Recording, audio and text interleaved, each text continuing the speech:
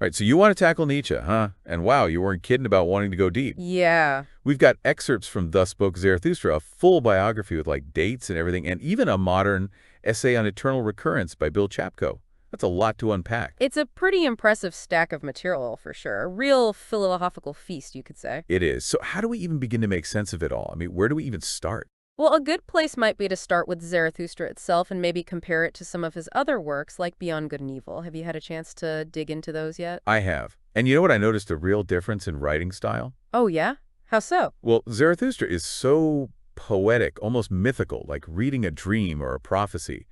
It's very different from the more straightforward style of Beyond Good and Evil. That's a really astute observation. And it's interesting because Nietzsche himself actually considered Thus Spoke Zarathustra his most successful work. Really? Yeah, but it's often his more academic writings that get the spotlight in universities. Oh, wow. That's kind of ironic, isn't it? The professors gravitate towards the style he seemed to move away from. It is, and there's this striking quote from Nietzsche's autobiography where he refers to his writings as fish hooks that caught no fish. Hmm.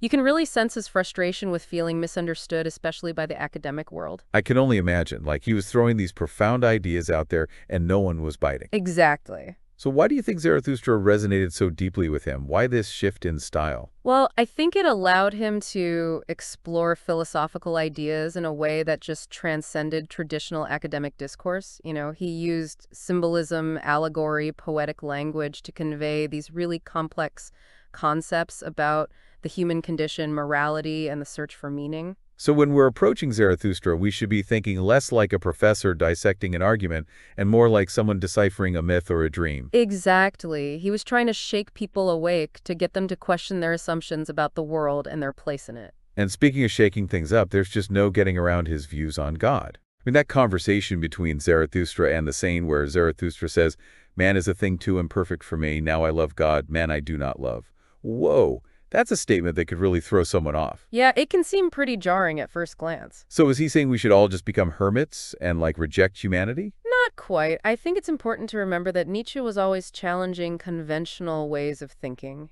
pushing the boundaries. He wasn't necessarily advocating for misanthropy. Okay, so less about hating people and more about just rethinking love altogether. Yeah, more about redefining our understanding of both love and the divine, what those concepts even mean. But what does that even mean in a practical sense? Well, think about how we usually understand love. It's often conditional, right? Based on certain expectations or behaviors. Nietzsche was pushing for a love that transcends those limitations, a love that embraces the flaws and imperfections inherent in being human, maybe even a love for something larger than humanity itself. So maybe he's not saying love God in the traditional religious sense, but pointing to a different kind of awe or devotion. Yeah, that's a really insightful interpretation. I think you're onto something there.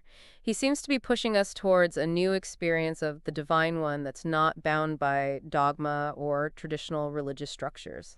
That's interesting. And then there's the whole concept of the overman, this being who embodies a kind of radical self-mastery and creation. He compares the overman to lightning and frenzy. It just feels so powerful, almost dangerous. The Overman is definitely one of Nietzsche's most intriguing and often misunderstood concepts. Yeah. He represents a being who has overcome the limitations of conventional morality and embraced the fullness of life, with all its joys and sorrows, its triumphs and failures. Okay, but is this overman a realistic goal for us mere mortals? Or just like a theoretical ideal? That's the question Nietzsche wants us to grapple with. Right. The path to becoming the Overman involves this process of self-overcoming, a constant striving to push beyond our limits and create new values. And this is where his ideas about sleep come in, right? It seems odd at first that he'd call sleep an art, almost like it's a skill to be honed. Yeah, it is a fascinating perspective. Right. Nietzsche saw sleep as this vital component of self-mastery. He wasn't just talking about physical rest, he was talking about cultivating a mind that's capable of stillness and peace, a mind that can fully recharge and prepare for the next challenge. He even tells that little story about a young person watching this wise man who knows how to sleep well, implying that peace of mind can be contagious. Oh, yeah, I love that story. Right? So it's like, if you want to master yourself, first learn to master your sleep. But what other elements are part of this self-overcoming process? Well, for Nietzsche, a key part is embracing our physicality. He completely rejects that traditional duality of body and speech. Oh, absolutely. He's very clear about that. He says there's more reason, sanity, and intelligence in your body than in your best wisdom. Right. It's like our bodies aren't just vessels for our minds. They hold their own wisdom. Yeah, it's almost like he's turning traditional morality on its head. Usually you hear about denying the body and elevating the spirit, but for Nietzsche, it's about embracing the wholeness of our being. Exactly. And that leads us to another area where Nietzsche really challenges conventional thinking, morality itself. Okay, so let's unpack this a bit. It seems like he's saying that good and evil aren't these fixed universal concepts. Right. He challenges us to go beyond those simple labels and really examine the values that underpin our moral judgments. He emphasizes individual responsibility, suggesting that true virtue is not about conforming to external standards, but about discovering what is uniquely valuable within yourself. And he has that great quote, my brother, when you have a virtue and it is your own virtue, you have it in common with no one. It's like he's saying, stop looking for external validation and find what truly matters to you. Yes, exactly. He's encouraging us to move beyond a morality based on fear of punishment or desire for reward and embrace a morality that aligns with our deepest values and aspirations. But how do you even begin to figure out what your own virtue is? Isn't there a danger of this kind of thinking leading to chaos or even selfishness? Like, what's to stop someone from saying, well, my virtue is stealing, so it's okay? That's where Nietzsche's concept of the will to power comes in. He believed this force drives us towards self-realization and excellence. Okay. But it's not about dominating others. It's about overcoming limitations and expressing our unique potential. So it's more about pushing yourself to grow and evolve rather than crushing those around you. Exactly. The will to power, when directed inward, can be this powerful force for creativity, for overcoming obstacles, for becoming all that you can be. I see. And I guess that ties into his ideas about solitude, friendship, and even enemies. He seems to see all of these as essential for growth. Oh, absolutely. I believe that solitude allows for introspection and self-discovery. Friendship provides support and companionship, and enemies challenge us and push us to refine our ideas and strengthen our resolve. It's like you need that friction to really sharpen your blade. Exactly, and he has this powerful quote about it. He says, "If one would have a friend, then must one also be willing to wage war for him, and in order to wage war, one must be capable of being an enemy." Wow, that's intense. It almost sounds like he's saying you can't have true friendship without the potential for conflict. He was definitely advocating for a more robust and honest kind of friendship, one built on mutual respect and a shared desire for growth. But wouldn't that constant tension be exhausting? I'm not sure I'd want to be constantly waging war with my friends. It's not about literal warfare, of course. He's using that metaphor to highlight the need for strength and independence in relationships. True friendship for Nietzsche wasn't about clinging or codependency. It was about mutual respect challenge and a willingness to support each other's growth, even when it's uncomfortable. So more like a dance, pushing and pulling, challenging and supporting. That's a beautiful way to put it. And this idea of pushing and pulling, challenging and supporting seems to play out on a larger scale in his observations about how societies develop. He talks about creators versus destroyers, those who build new values, and those who tear things down. That's right. He observed that creators bring new ideas, art, and ways of being into the world, enriching life with their contributions.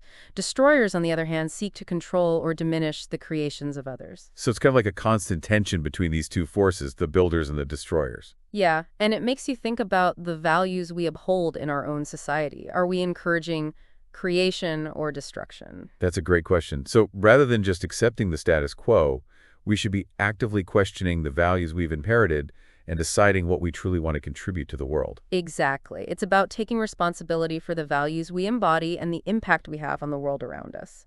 This is getting pretty deep. It is. Maybe we should come up for air for a moment and switch gears slightly. We've touched on a lot of big ideas already, but I want to circle back to something you mentioned earlier.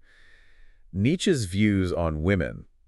He's gotten a lot of criticism for some of his statements, which, to be honest, can sound pretty outdated. Yeah, his writing about women is definitely complex and often interpreted in many different ways. It's important to consider the historical context in which he was writing. Of course, but he has that line, let man fear woman when she loves, which definitely doesn't sound very enlightened from a modern perspective. No, it doesn't. But while some of his statements might seem misogynistic, especially when taken out of context, it's crucial to consider his broader message about individual strength, self-realization, and challenging traditional norms. So it's more about reading between the lines and trying to understand the deeper message rather than just focusing on the surface-level pronouncements. Exactly. It's about looking at the whole picture and considering the full scope of his ideas. Okay, so we've talked about God, the overman morality, the will to power, friendship, enemies, creators, destroyers, and even women. Anything else we need to cover in this Nietzschean whirlwind? Well, there's one more big one, the death of God. Ah, yes, the infamous proclamation. Right. I think that's a good place to pause for now. Okay. Let's save the death of God for part 2, because I have a feeling that conversation could get really interesting. I agree. It's a big one. It is. So are you ready to dive back into the world of Nietzsche? I think so. Let's do it. We were about to tackle his infamous proclamation, the death of God. Yeah, it's a phrase that's often taken out of context and misunderstood. I mean, it sounds pretty radical, almost blasphemous. It does, but I get the feeling he was aiming for something deeper than just shock value. Absolutely. He wasn't literally saying that a deity had died. Right. What he was pointing to was the decline of traditional moral and religious systems as sources of absolute authority. So it's less about a supreme being dying and more about the crumbling of these old structures of belief. That's a good way to put it. He saw these systems crumbling under the weight of scientific advancements, philosophical inquiry, and the changing social landscape of his time. So it's more about a shift in how we understand truth and morality rather than a rejection of spirituality altogether. Precisely, Nietzsche recognized that the old ways of thinking were no longer adequate to address the complexities of modern life. It's like the old maps no longer lead to the promised land. That's a great analogy. He saw the death of God as a symptom of a larger crisis, a crisis of meaning and values. That's interesting because it sounds like he's echoing some of the anxieties we still grapple with today. The world feels increasingly uncertain, and the old narratives that used to provide comfort and guidance no longer seem to hold up. He was a keen observer of his time, but his insights resonate even more strongly today. He challenges us to confront this potential void of meaning that arises when traditional belief systems crumble. It's a bit daunting, honestly. If the old maps no longer work, how do we navigate this new terrain? Does he offer any guidance? Well, he doesn't give us a step-by-step guide, but he does offer some pretty powerful tools for navigating this uncharted territory. Like what? He encourages us to embrace the freedom and responsibility that comes with recognizing the death of God. What do you mean by responsibility? Isn't freedom usually associated with a lack of responsibility? In the context of Nietzsche's philosophy, freedom is not simply about doing whatever you want. It's about recognizing that we are the authors of our own values and the creators of meaning in our lives. So rather than relying on external authorities to tell us what's right and wrong, we have to figure it out for ourselves. That's the challenge, but also the opportunity. Nietzsche believed that this process of creating our own values was essential for achieving a truly fulfilling and meaningful existence. Okay, I could see how that could be both liberating and terrifying. But before we get too lost in the existential implications, I want to bring in some concrete details from Nietzsche's life. We have this fantastic biography packed with dates and anecdotes. Does anything in his personal story shed light on this idea of the death of God? Absolutely. His own life was full of struggles and upheavals experiences that likely influenced his philosophical ideas. In what way? Well, he faced health problems, personal betrayals, professional setbacks. He even had a fallout with his sister Elizabeth over her anti-Semitic views, which he strongly opposed. Oh, wow. That must have been incredibly painful. It was, and it's interesting to think about how those personal challenges might have fueled his questioning of traditional beliefs and values. It's like he was grappling with these big questions, not just on an intellectual level, but on a deeply personal level. It makes you wonder how our own personal struggles shape our understanding of the world. Absolutely. Our lives are intertwined with our philosophies. So as we delve deeper into his work, we should keep those personal struggles in mind. It adds another dimension to his already complex ideas. Definitely. And speaking of complexity, let's shift gears for a moment and consider Bill Chapko's modern interpretation of eternal recurrence. Okay, this is where things start to get really mind-bending. It does get pretty tricky. We're talking about the idea that everything that has happened and will repeat infinitely. Right. Chapko takes Nietzsche's concept and focuses it on the individual's experience of existence. He argues that it's not just about events repeating, but about our consciousness, our unique awareness being reborn again and again. So each time we live our lives, it's like hitting the replay button on our own personal existence. That's a dizzying thought, and honestly a bit scary. It's definitely a challenging concept, but Chapko sees it as a way to break free from the limitations of what he calls the social dream. The social dream, what's that all about? He argues that the self we cling to, the one we identify with so strongly, is largely a product of social conditioning. It's a construct based on the expectations, roles, and beliefs we've absorbed from the society around us. So we're not really our true selves, we're just playing out these roles that have been imposed on us. That's the idea. Chapko suggests that by accepting the reality of eternal recurrence, by confronting the infinite repetition of our existence, we can begin to see through this illusion of the socially constructed self. It's like waking up from a dream and finally seeing the world with fresh eyes. But how does that actually work? How does thinking about eternal recurrence help us break free from these social constraints? Well, imagine knowing that you'll be living your life over and over again. Wouldn't that change how you approach your choices, your relationships, your entire way of being in the world? I guess so. It would definitely make me think twice about wasting time on things that don't truly matter. Exactly. It forces you to confront the question of what truly gives your life meaning. It strips away the superficial layers and forces you to confront the core of your being. So it's not just about events repeating, it's about using the idea of repetition as a tool for self-discovery and liberation. That's a great way to put it. Chapko believes that by embracing eternal recurrence, we can break free from the confines of the social dream and step into a more authentic and meaningful experience of life. Okay, this is starting to make more sense, but how does this idea of eternal recurrence connects back to Nietzsche's concept of the will to power? Aren't they kind of at odds with each other? One seems to be about striving for something new, while the other seems to be about accepting endless repetition. That's an interesting point, but Chasko actually sees them as complementary forces. He suggests that the will to power can be enhanced and balanced by what he calls the will to laughter. The will to laughter, what's that all about? He sees it as a kind of yin-yang counterpart to the will to power. It's about embracing the absurdity and joy of existence, finding humor in the face of life's challenges, and celebrating this endless dance of creation and destruction that is the universe. So it's not just about striving, achieving, overcoming. It's also about finding lightness, humor, and a sense of playful acceptance in the face of it all. Exactly. He believes that the will to laughter allows us to detach from the seriousness of the ego, from the need to control and dominate. It frees us to experience the world with a sense of wonder, curiosity, and even a touch of mischief. This sounds like a powerful antidote to the kind of nihilism and despair that often accompanies the death of God. It is. It's a way of affirming life, even in the face of its inherent suffering and absurdity.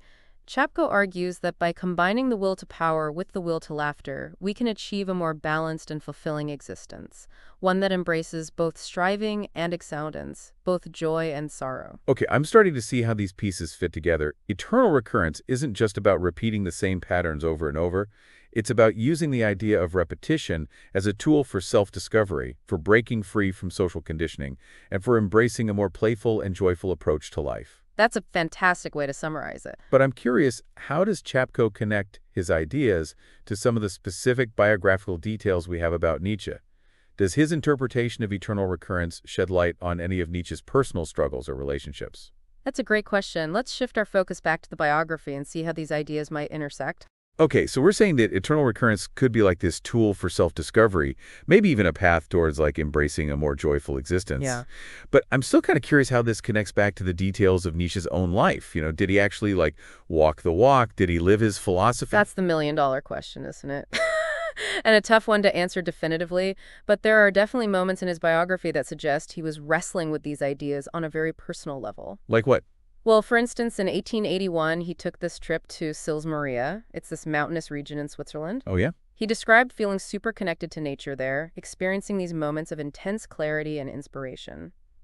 Some scholars believe this period was crucial for the development of his concept of eternal recurrence. So like being immersed in nature, surrounded by these vast ancient mountains, might have sparked those mind-bending thoughts about the cyclical nature of time and existence. It's a compelling theory, for sure. Nature has a way of doing that, It provides us with a sense of awe and wonder that can really challenge our ordinary perceptions of time and space. It's like looking up at the night sky and realizing how small we are. Exactly. And it wasn't just nature influencing his thinking. The biography mentions that he was also reading a lot of scientific works at the time, particularly in physics and cosmology. Oh, yeah, he was super into the latest scientific discoveries, and those ideas definitely found their way into his philosophy.